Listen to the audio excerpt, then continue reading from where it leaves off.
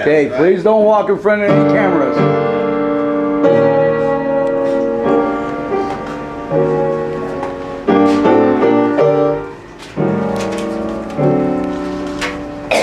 My horse's hooves cracked flintstone sparks across the dry bone trail.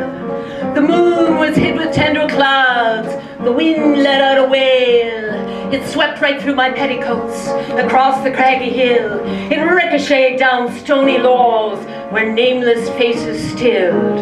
It blew and blew, electrified, and in moon's tawny gaze, I heightened up my vigilance. I rode as in a daze. Hell-bent I was for lightning's house. The man lay fevered, dying. My girls returned his stolen poke. They surely heard him crying. I rode real tall, as best I could, but hunkered in the cold. From Dublin, I was many things that restlessness foretold. What lay ahead, these hoary cracks, of this is so and that. It wouldn't be the first of times I'd nursed a man who's flat. Raised with books, my English ta, an Irish Catholic mum gave me the best of finer things toward my education. The language of those books did flow as water rushing by, cutting wide a chasm deep, silencing my cry. From far away, a night owl heard between the gusts of wind. It seemed to be reminding me I lived a life of sin.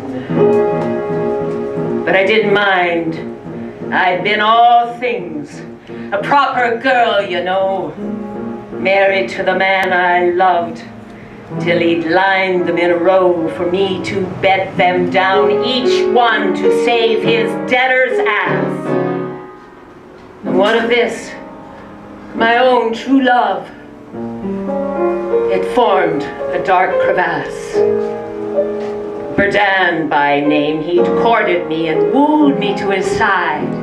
Said he, Maggie, your name is common. Be Molly and my bride.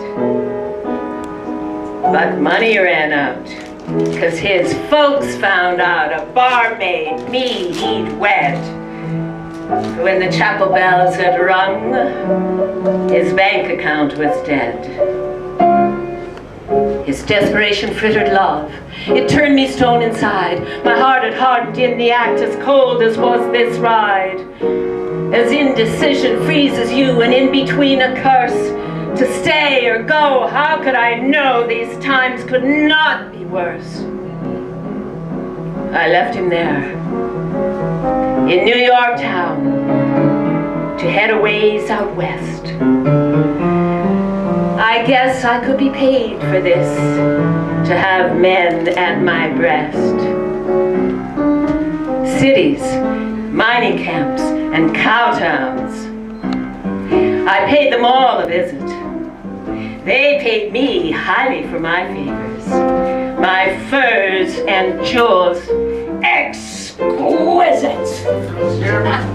A lone wolf howled to match the wind, and soaring timber rose across the ridge yet out of sight. My blood lightly froze. I'd 2 miles yet to go or more. A lot of time to think. I shuddered with the thought of things. I sure could use a drink.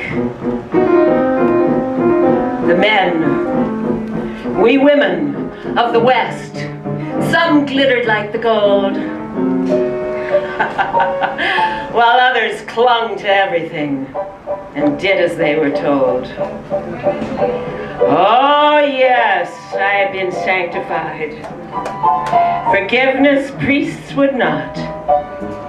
My stallion foamed and powered on. I felt his wetted snot as when some Joe, real sloppy me, all gussied up in pride, tried to drive a bargain hard, paying 2 bits for his ride. The tree line watched as on we rode, its black lipped teeth did reach to north and south and east and west. Someone will always preach. The shadowed branches scolded me, they whipped and shook their fingers. I'd come to grips with who I am. The judging dare not linger, for I was liked. A cut above, stars falling in the sky. Apparently I proved myself. I couldn't pass them by. 'Cause I had seen an article, Gold Strike in Idaho. I didn't have to give that thought hell, I had to go. There'd been a mom and child afoot over the Thompson Pass.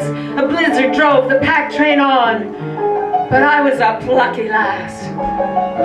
It seemed the likely thing to do, to stay there by their side, instead of leaving them to freeze to death as sheets of snow and wind collide.